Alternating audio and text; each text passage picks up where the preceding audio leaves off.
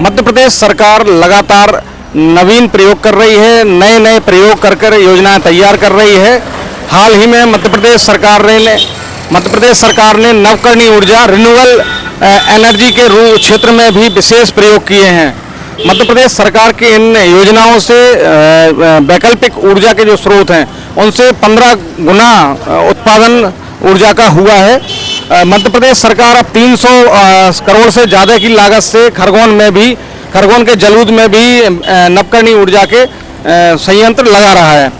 मध्य प्रदेश में वैकल्पिक ऊर्जा के क्षेत्र में सरकार किस तरह की योजनाओं पर काम कर रही है और वैकल्पिक ऊर्जा से, नवकरणीय ऊर्जा से, सोलर एनर्जी से किस तरह से बदलाव आएगा प्रदेश में, किसान वर्ग हो चाहे आम जन हो या औद्योगिक क्षेत्र हो, तो किस तरह का बदलाव आएगा, हम चौपाल पर प्रबुद्ध जनों से बात करेंगे। लोग क्या मानते हैं, वैकल्पिक ऊर्जा के क्षेत्र में सरकार जो काम कर रही है वो कितने असरदार हैं?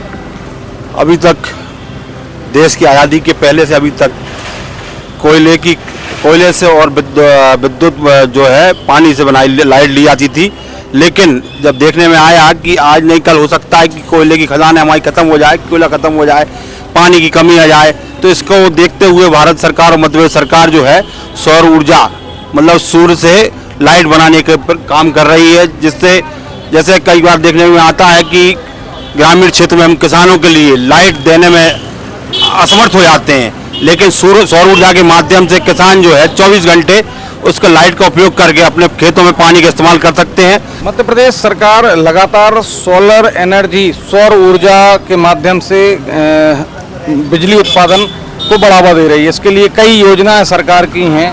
सोलर पैनल के माध्यम से किसानों को भी बिजली पर निर्भरता कम हो, सरकार इसका इंतजाम कर रही है। क्या मानते हैं आप, किसानों को जो योजना है सोलर एनर्जी, सोलर पैनल की, उससे क्या लाभ हो रहा है? मैं लगातार सौर ऊर्जा के विषय में देख रहा हूं कि मध्य प्रदेश शासन नए नए प्रयोग कर रहा है। इसमें केंद्र शासन भी उनका भरपूर सहयोग कर रहा है।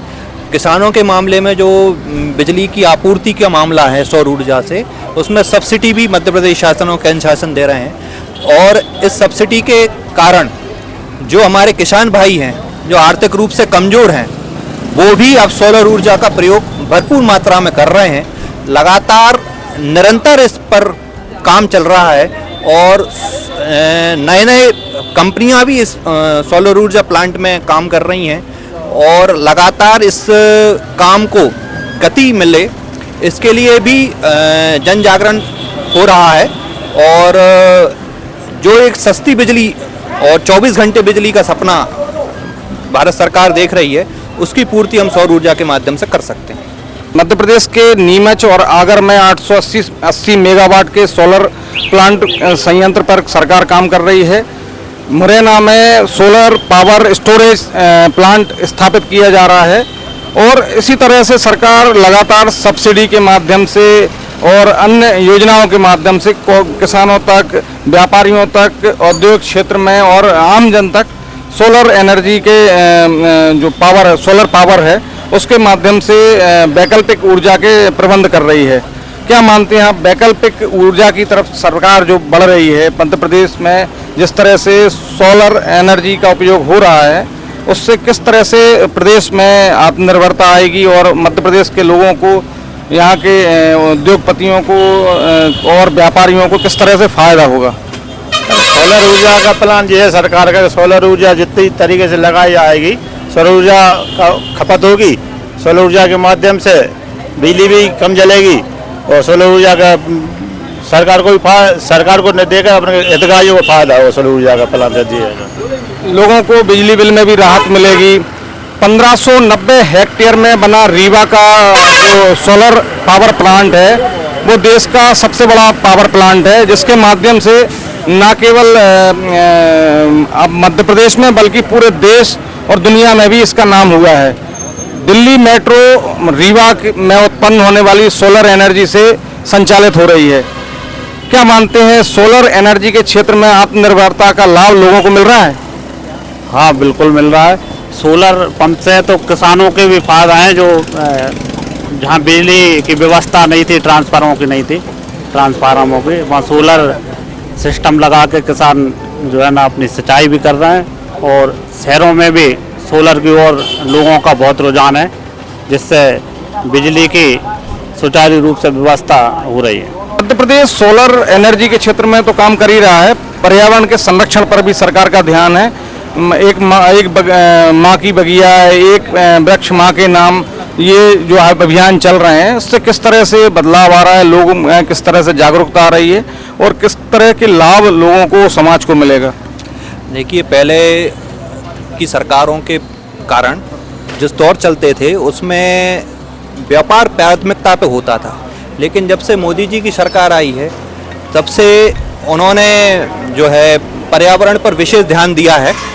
और इसके चलते जो एक पेड़ माँ के नाम एक अभियान चलाया, उस अभियान के बाद हम देखने में आता है कि जहाँ पर जो खाली जगह सरकार की बहुत पड़ी थी, आज वो जंगल के रूप में भी हो गया है।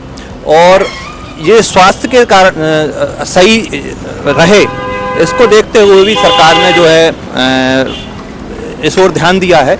तो स्वच्छ स्वास्थ्य के लिए, पर्यावरण भी आपके लिए अच्छा हो, अच्छी सांस के लिए अच्छा वातावरण तैयार हो, तो मध्य प्रदेश शासन और कुछ एनजीओ भी उसमें सहभागिता अपनी दे रहे हैं, ताकि इसको एक मिशन मोड पर काम किया जा सके, और ये बहुत अच्छी पहल है।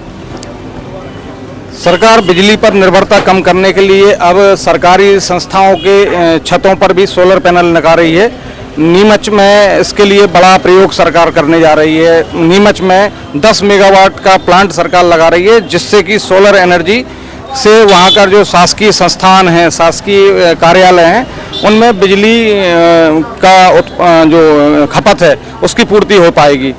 मध्य प्रदेश की पहचान अब पर्यावरण के क्षेत्र में जो काम हुए उससे हार्ट ऑफ इंडिया के साथ ही लंग्स ऑफ इंडिया के रूप में भी हुई है।